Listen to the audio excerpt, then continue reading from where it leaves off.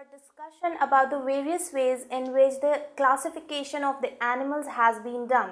Like there are various characteristic features which includes the habitat, level of symmetry, level of organization, germ layers and the presence or the absence of the notochord. And you'll also be knowing that what kind of animals are included in the parazoa, mesozoa and metazoa and why true animals are known as metazoans. So let's start.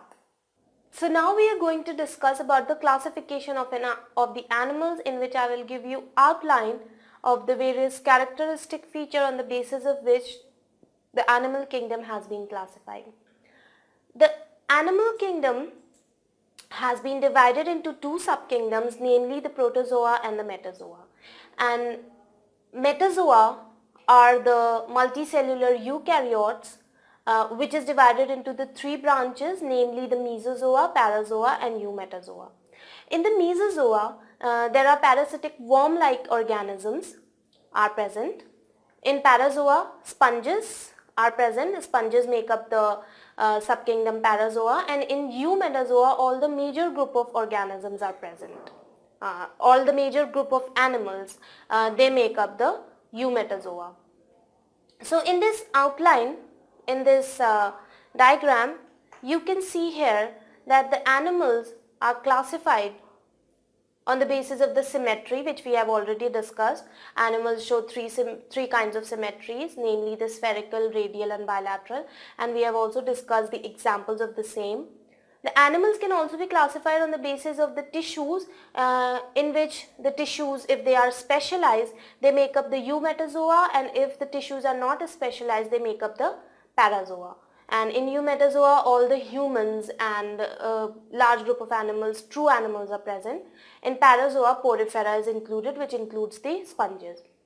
The embryonic development also is a very important basis of classification of animals. In embryonic development, in which the cleavage results in tier of cells, they make up the radial cleavage. It is known as the radial cleavage.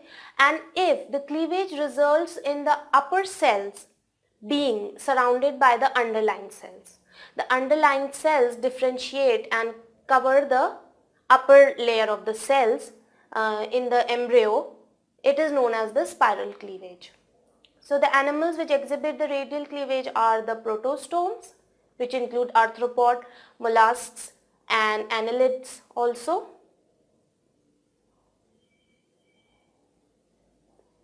And the spiral cleavage exhibiting animals are the deuterostomes, which include the vertebrates and the echinoderms.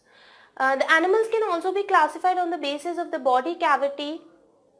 So these can be coelomate, acoelomate or pseudocoelomate. In coelomate, all the animals and humans are included, and in acoelomates, flatworms are included, that are the platyhelminthes, and in pseudocoelomate, rotifers and roundworms are included. The roundworms are aschelminthes. And about the rotifers are the wheel animals.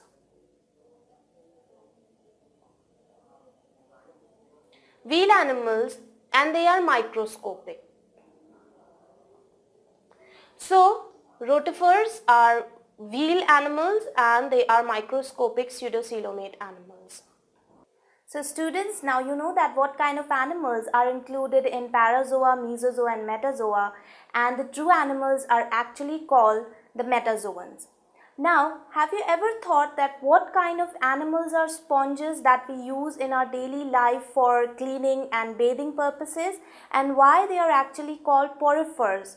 You'll know that in the next part, so stay tuned.